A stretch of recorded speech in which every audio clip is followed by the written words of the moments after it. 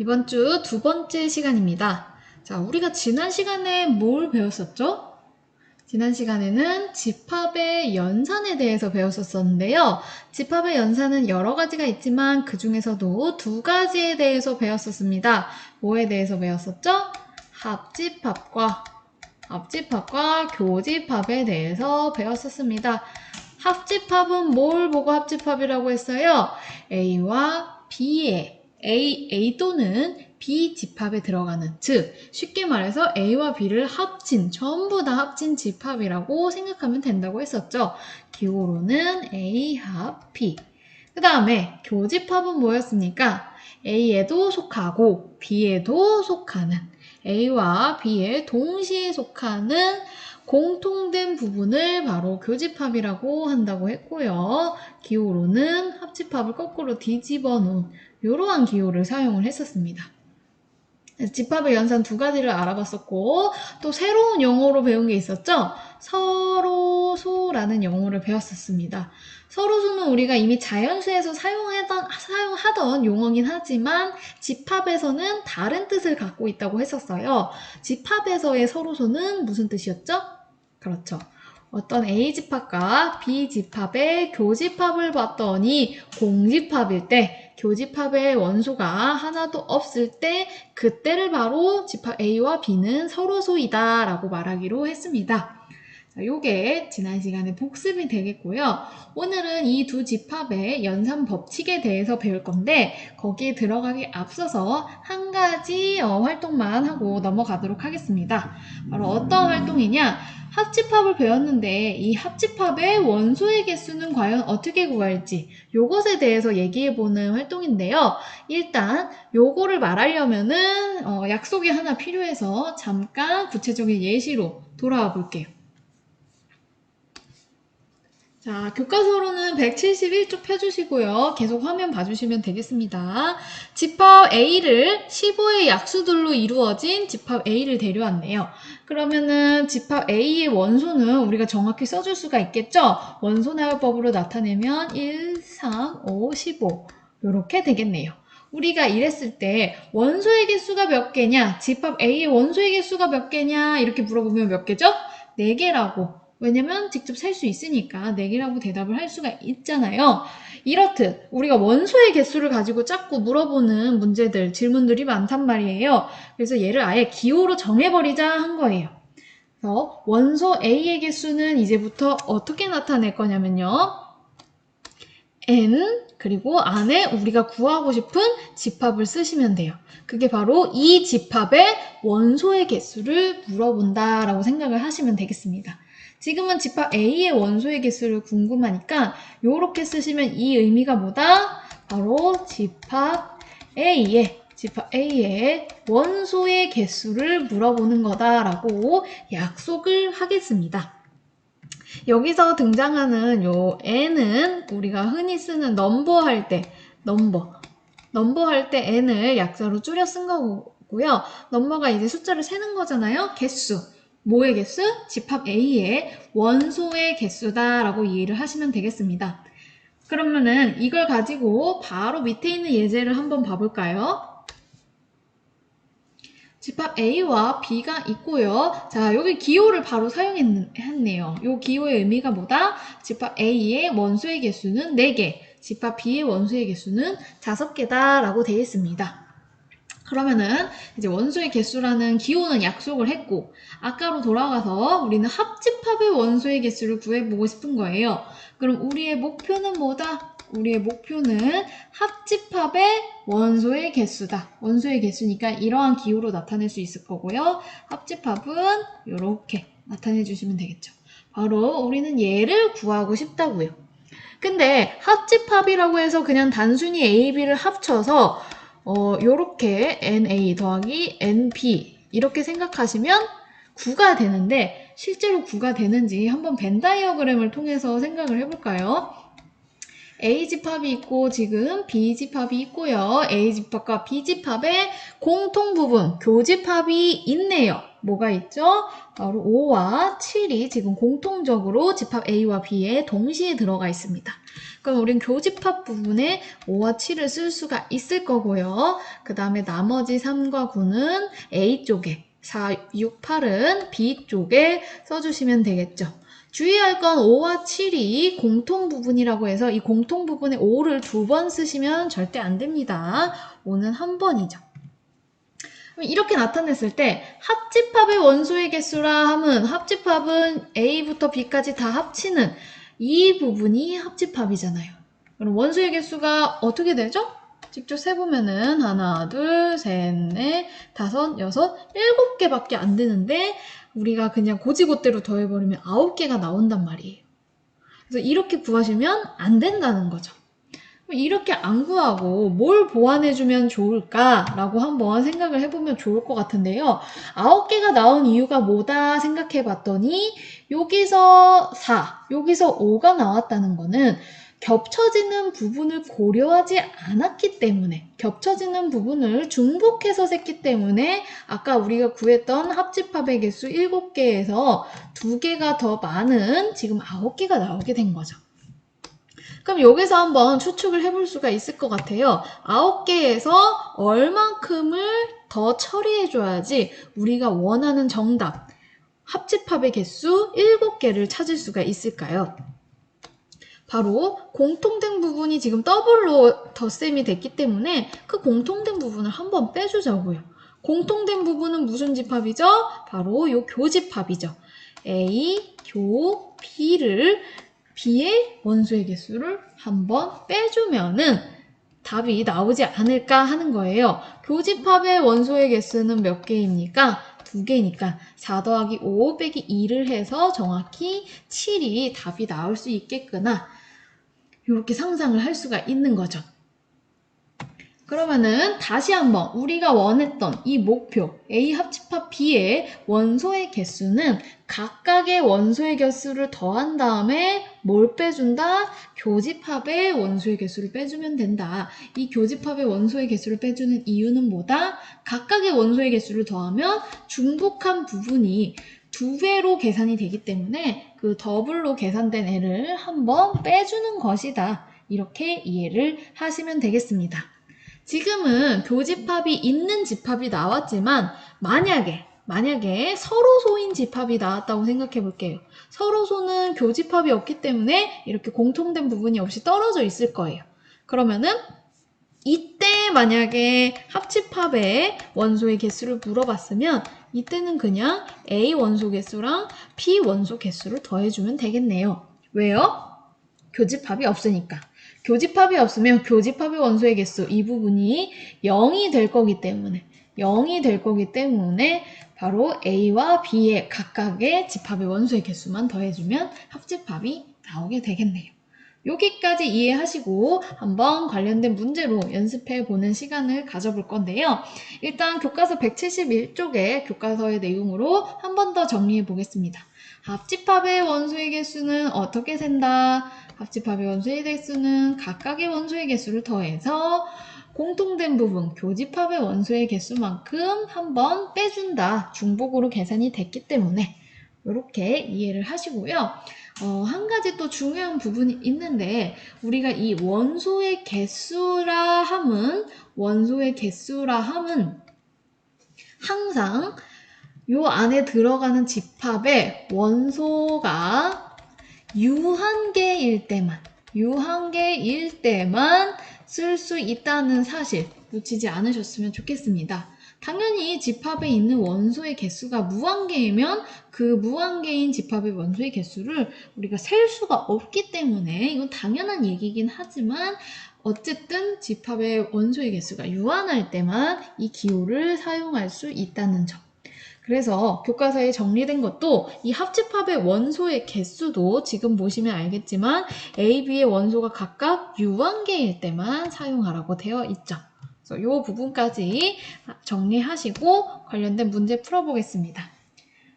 문제 3번과 4번 잠깐 영상 멈추시고 풀어본 다음에 그 다음에 다시 재생해주세요.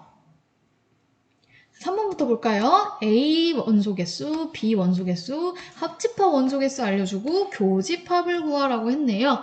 우리는 이 네 가지가 연관되어 있다는 걸 알 수 있죠. 어떻게 연관되어 있죠?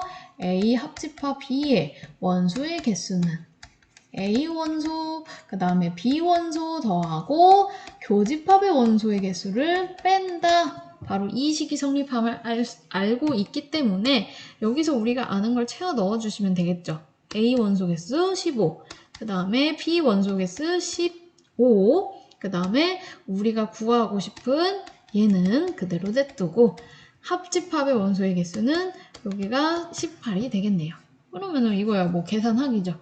이항시키면 N, A 교집합 B는 11 더하기 15, 26에서 18이 넘어오면 26에서 18 빼면 되겠죠. 즉 8. 교집합의 원소의 개수는 8개이다. 이렇게 간단하게 해결해 주실 수가 있겠습니다. 그 다음은 실생활 문제긴 한데요. 이것도 잘 읽어보시면 전혀 어렵지 않게 구할 수가 있을 겁니다. 한번 볼까요? 식재료 A에 사용된 원재료는 12가지, B에 사용된 원재료는 8가지, A와 B 식품 모두에 사용된 원료는 5가지라고 했을 때 A에 사용되거나 B에 사용된 원료는 몇 가지인가? 자, 여기서 합집합을 어디에다 써야 되고 교집합을 어디에다 써야 될지 헷갈리는 친구들이 있을 거예요. 그렇기 때문에 우리가 합집합이나 교집합의 의미를 정확히 알고 있어야 해요. 합집합의 원소 개수 구하는 공식만 안다고 다가 아니라 의미를 알고 계셔야 된다고요. 일단 목표에 집중을 해볼까요? 목표는 식품 A에 사용되거나 식품 B에 사용되는 원료는 몇 가지인가?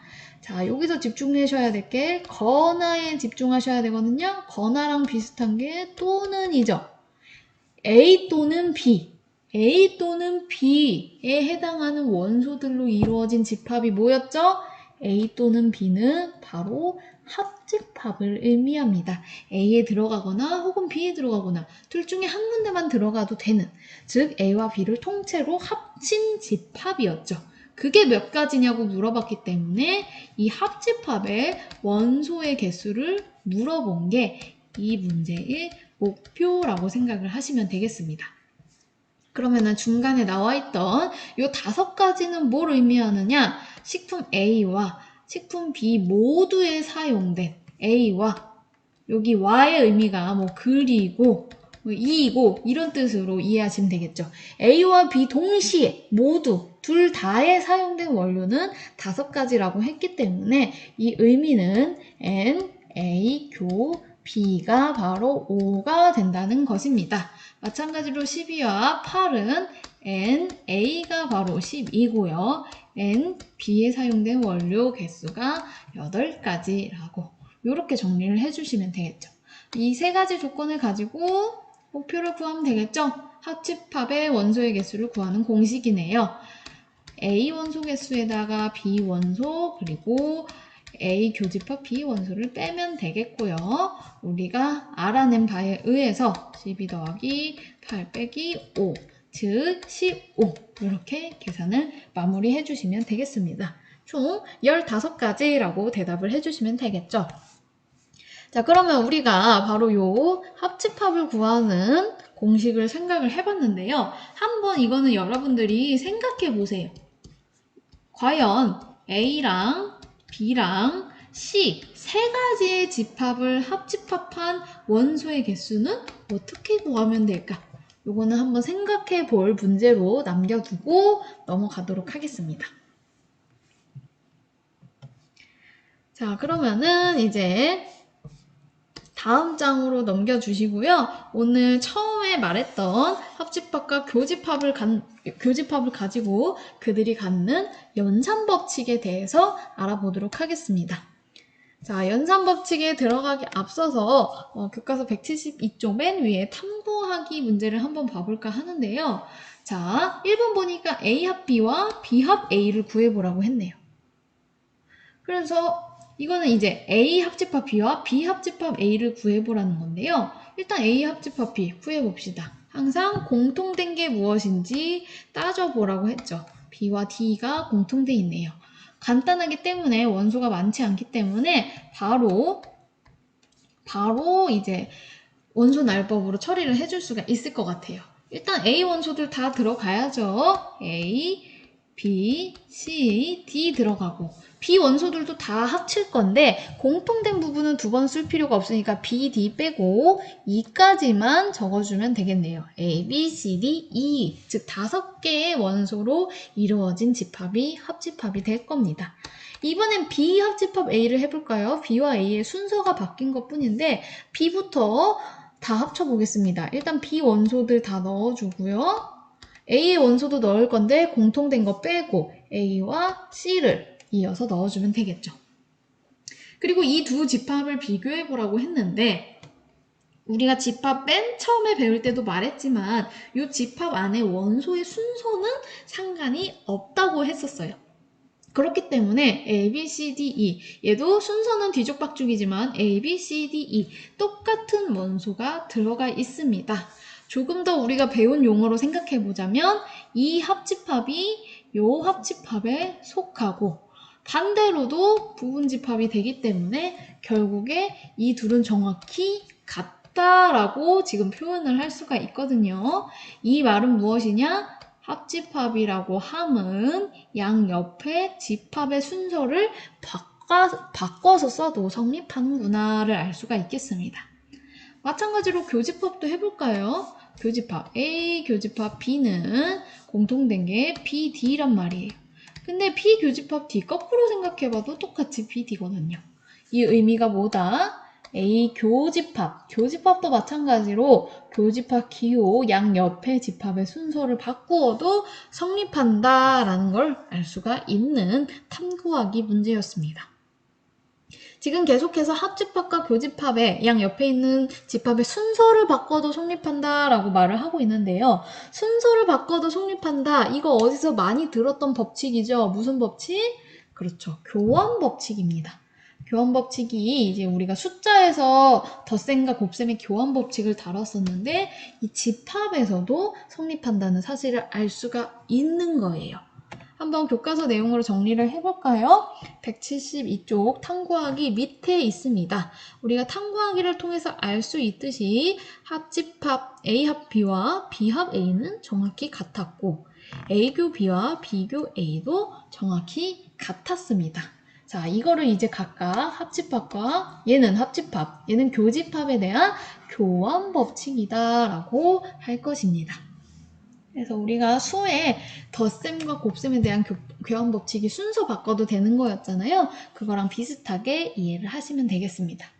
자, 여기까지 어렵지 않게 받아들이실 수 있을 거라고 생각이 되고요. 이어서 교환 법칙에 이어 다른 법칙을 한번 볼 건데요. 다른 법칙 바로 말하기 전에 한번 직접 그 법칙이 성립할 수밖에 없는지 한번 알아보겠습니다. 볼까요? 일단은 이게 정확히 성립함을 벤 다이어그램을 통해서 확인을 해보라고 했어요. 지금 여기 있는 이 부분이. 자, 보니까 A, B, C 3개의 집합이 나와 있고 합집합 가운데는 다 합집합으로 이루어져 있는데 차이점을 보니까 첫 번째 식은 앞에 가로가 묶여 있고 두 번째 식은 뒤에 가로가 묶여 있네요.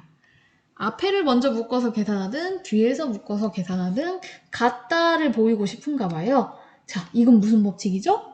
그렇죠. 결합 법칙을 지금 보이고 싶은가 봐요.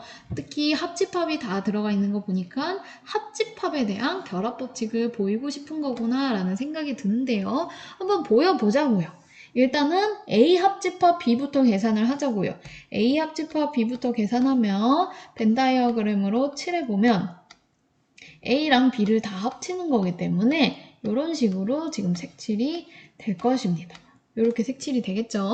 그 다음에 얘랑 지금 회색으로 그려진 부분이랑 뭘 합치래요? C를 합치래요. 회색으로 그려진 부분이랑 여기 있는 C를 합치래요. 그러면 여러분 보세요. 회색이랑 노란색 겹친 부분까지 다 합쳐서 보라는 얘기예요. 결국엔 뭘 말하는 겁니까? 여기 있는 요거 전부를 말하는 거예요. 요거 전부. 이만큼 전부를 말하는 거죠. 그 다음에 오른쪽에 있는 식도 한번 해볼까요? 일단 괄호 안을 먼저 해야 되니까 B합집합 C부터 색칠을 해보겠습니다. B합집합 C는 이런 식으로 색칠이 될 거고요. 그 다음에 얘랑 A랑 합칠하는 건데 A만 일단 먼저 색칠을 해보면 A는 여기거든요. 보세요. 그럼 회색 부분이랑 노란색을 다 합칠 거예요. 그럼 결국에는 그냥 다 칠해지는 거랑 같다고요. 여기 A, B, C를 전부 다 칠하는 것과 같다고요. 멀리서 보면은 정확히 일치한다는 사실을 알 수가 있습니다. 앞에 걸 먼저 계산하고 나머지 계산하든 뒤에 걸 먼저 묶어서 계산하고 앞에 걸 계산하든 뭘 먼저 결합하든지 간에 상관없이 결과는 같았다라는 사실을 알 수가 있습니다.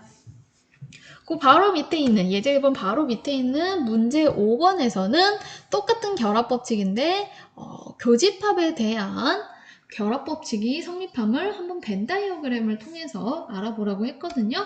한번 해볼까요? 이것도 일단 A 교집합 B를 먼저 해볼게요. A 교집합 B를 칠해주시면은 이 부분이 되겠죠.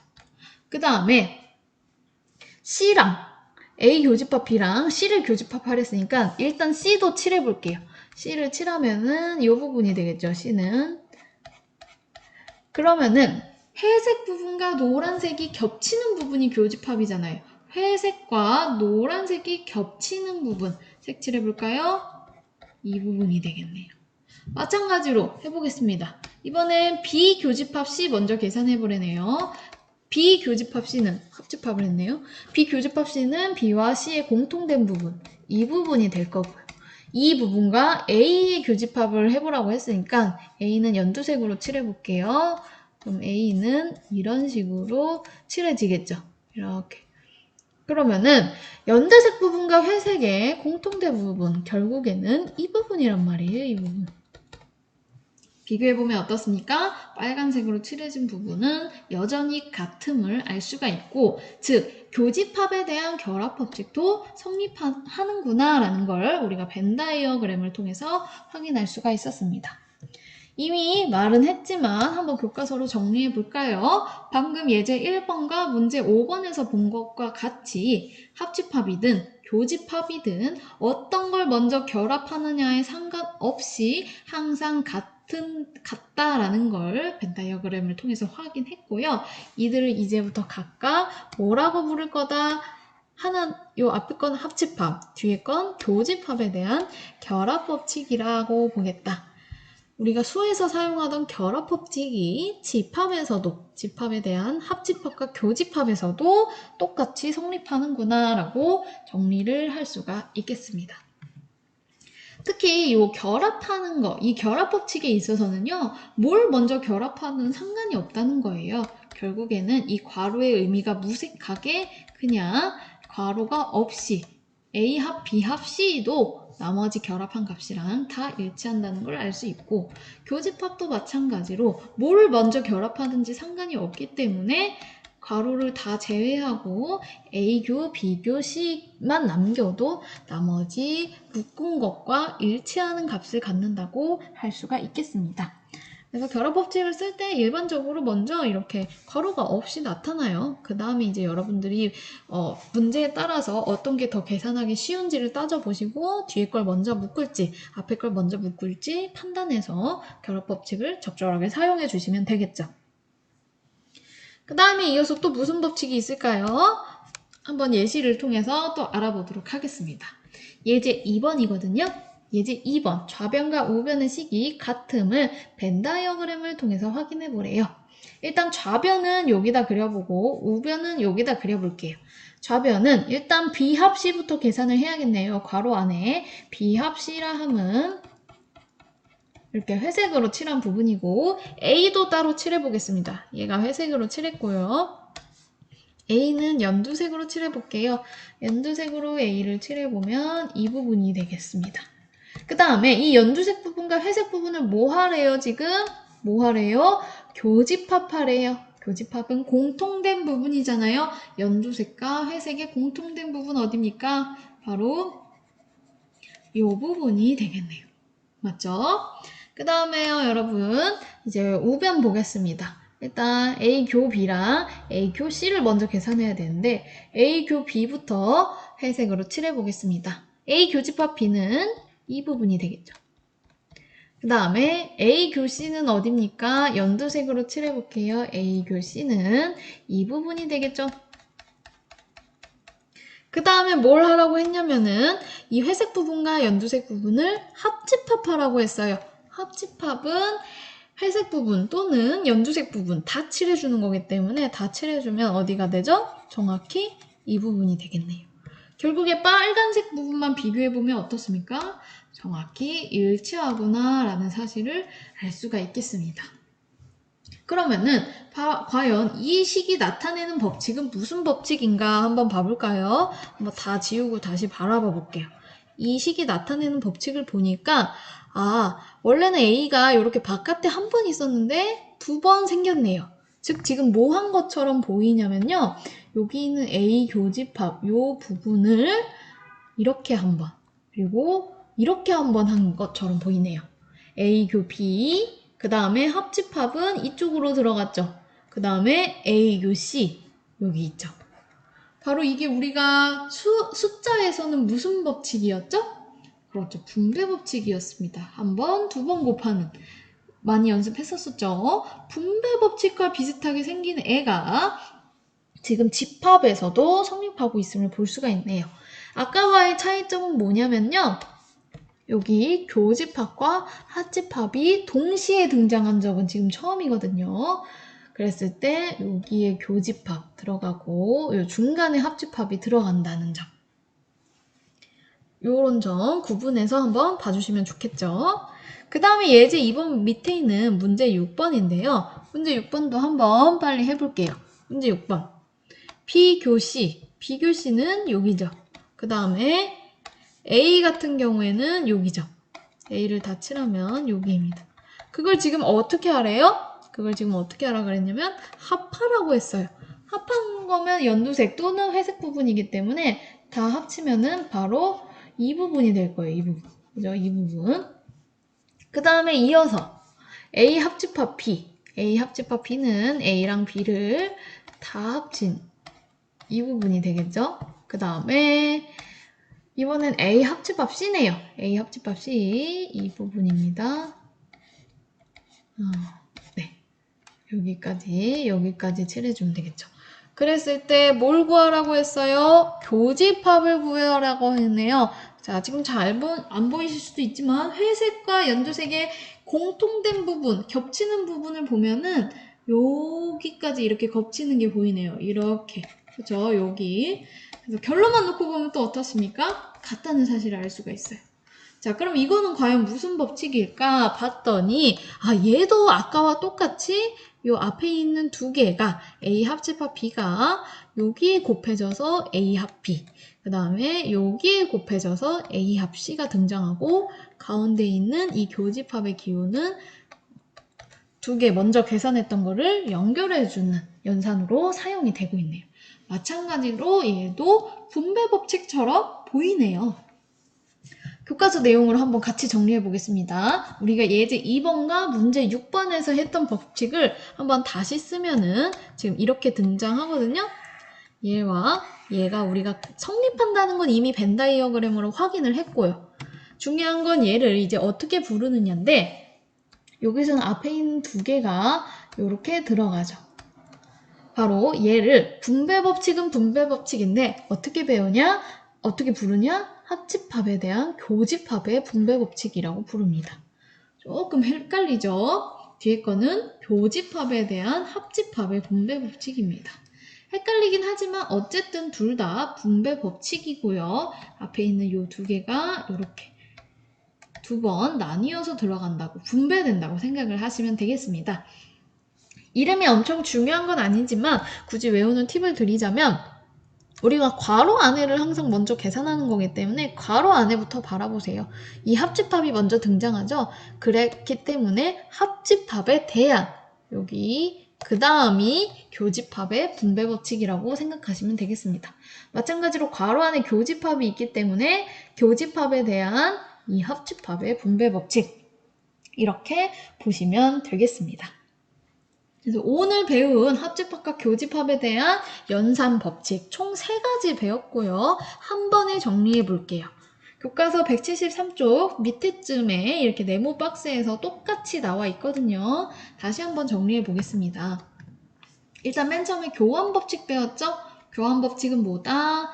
집합의 순서를 바꾸어서 써도 여전히 합집합과 교집합이 같은 값을 나타낸다는 거였고요. 결합법칙은 뭐다? 합집합끼리 혹은 교집합끼리 여러 개 연결되어 있을 때 앞에 거를 먼저 묶든 뒤에 거를 먼저 묶든 어느 걸 먼저 묶어서 계산하든 같은 값이 나온다라는 것이었습니다. 마지막으로 배웠던 분배법칙은 뭐였냐면 합집합과 교집합이 이렇게 섞여 있을 때 앞에 있는 A교를 풀어서 분배해서 우리가 숫자에서 쓰는 분배법칙처럼 풀어서 분배해서 계산을 할 수가 있다는 것이었습니다. 수에서 성립하는 이 3가지 중요한 법칙이 집합에서도 쓰인다는 점 굉장히 놀랍지 않습니까? 특히 여러분은 하시다 보면은 숫자랑 달라서 그런지 이 결합법칙과 분배법칙을 좀 헷갈려야 하시더라고요. 결합법칙과 분배법칙 혼동하시면 안 됩니다. 결합은 말 그대로 그냥 그 순서는 그대로 지키되 순서를 바꾸진 않아요. ABC 다 그대로 있어요. 뭘 먼저 앞을 먼저 계산하냐 뒤에 먼저 계산하냐 뭘 먼저 결합하냐의 문제고요. 이 뒤에는 교집합과 합집합이 이렇게 다른 게 있을 때 분배해서 따로따로 계산해 주는 것이 되겠습니다. 그래서 오늘 배운 3가지 중요한 연산 법칙 정리해 봤고요. 이 연산 법칙 배우기 전에 우리가 했었던 것도 있죠. 합집합의 원소의 개수 혹시 까먹었을까봐 그것만 정리하면서 이 시간 마무리하도록 할게요. 원소의 개수는 n 하고 집합을 쓰시면 되고요. 당연히 여기에 쓰는 집합의 원소는 유한할 때만 가능한 기호라고 했습니다. 이게 기호예요, 기호. 그리고 우리가 배웠던 게 A 합집합 B의 원소의 개수를 배웠었죠. 어떻게 구한다? A 원소랑 B 원소 개수를 각각 더한 다음에 중복해서 덧셈이 된 교집합의 원소의 개수를 한번 빼준다 라고 하면 된다고 했었죠. 그래서 요 식 당연히 아셔야 되고요. 우리가 지지난 시간에 배웠던 이 합집합과 교집합의 의미 정확히 알고 계셔야 되겠습니다. 합집합은 뭐라고요? 또는으로 연결된 걸 말합니다. 혹은 이거나 A이거나 B인 그런 원소들로 모인 집합이고요. A 교집합 B는 이고 그리고 A이면서 B인 동시에 겹쳐지는 교집합 교점을 생각하시면 되잖아요. 공통된 부분이라고 생각을 하시면 되겠습니다. 그리고 마지막으로 이 3가지 연산 법칙까지 꼭 기억해 주시면서 이번 시간 마무리하도록 하겠습니다.